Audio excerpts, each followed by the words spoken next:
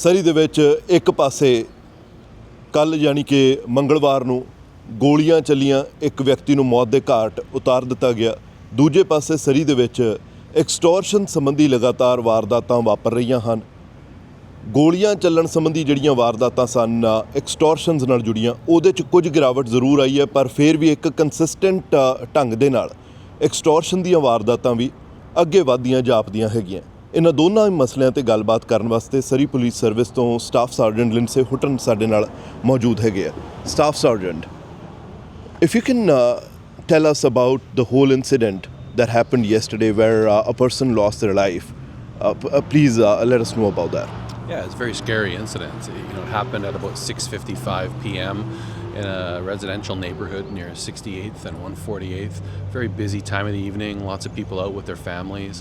I think many people have seen videos and photos online, and they're very disturbing and quite troublesome. It has all the hallmarks of a gang-related shooting.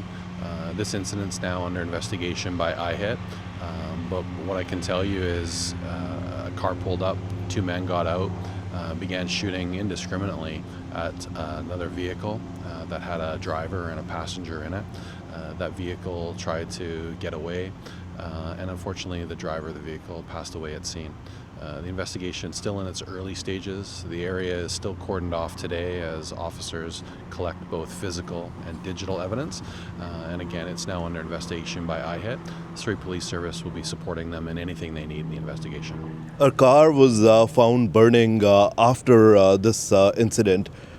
Any idea if that incident was related to this whole shooting or was it something different? Yeah, it's been very common for incidents like this, whether it's shootings or serious crimes, for the perpetrators to burn their cars after some location not too far away from the actual incident itself. We had one last night, and our investigators along with IHIT will be looking to see if there's any connections. The timing of it is certainly very suspicious. You said the incident has all the hallmarks of a gang-related shooting or a gang-related incident. Is this certain now, or is this still being investigated if the targeted shooting was gang-related or not? Yeah, it has all the hallmarks of one. It'll be IHIT that ends up determining through the evidence that they collect whether or not it actually is gang-related or not.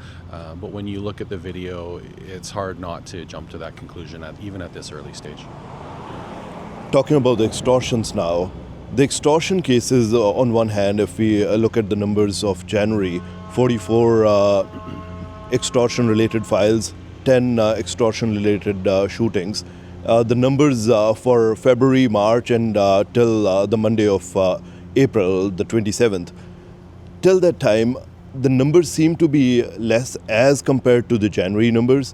But there still seems to be a certain kind of consistency with almost 15 files coming up for the past 3 months consistently. And then at the same time, one shots fired incident in February, 3 shots fired incidents in March, and then 2 so far in April.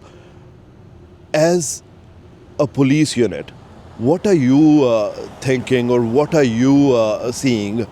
Is this a positive that the numbers are less as compared to January, or is there still a lot to be done?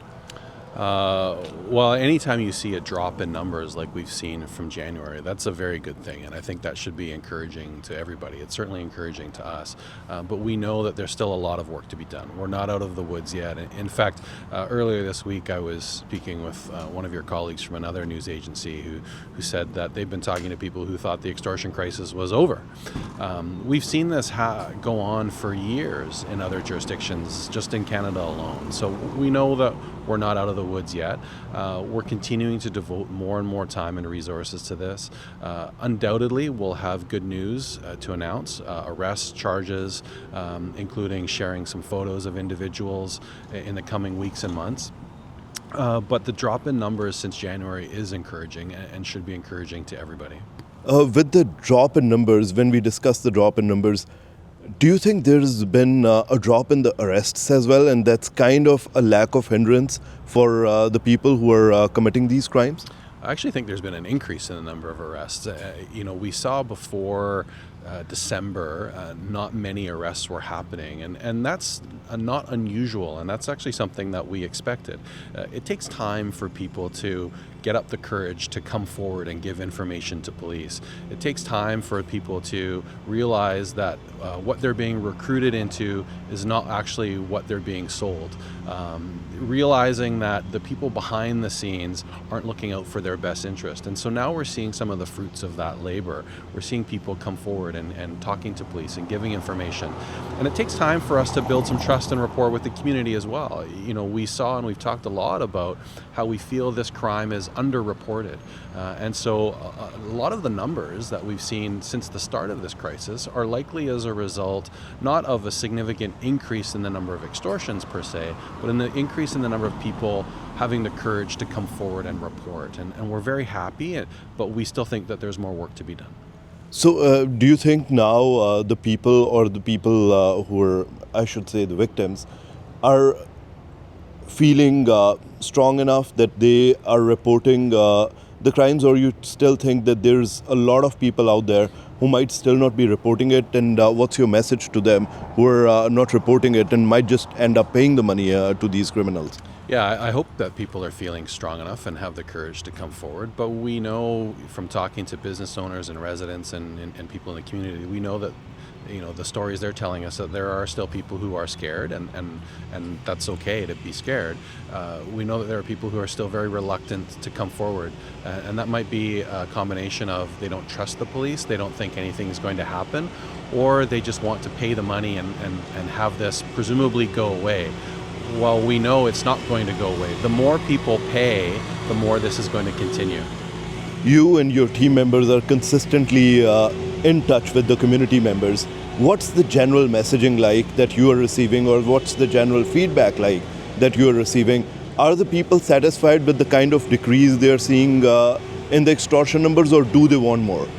Well, I think you know, we'll be the first ones to admit that at the beginning we didn't have the number of resources to adequately address the significant spike that we saw at the very beginning. We shifted our resources and devoted quite a few resources, and we've talked about that over the months, to provide not just support on investigations, but victim management and working with businesses and getting out in the community. And so we're always going to look at how we can adjust our staffing levels to support what we're seeing in the community. But we're hearing good things, and that's good feedback for us to have, but we want all the feedback, not just good feedback. Anything else, Staff Sergeant? No, I think, you know, it's we're approaching a time where the weather is nice. We just came through a very successful Khalsa Vaisakhi celebrations.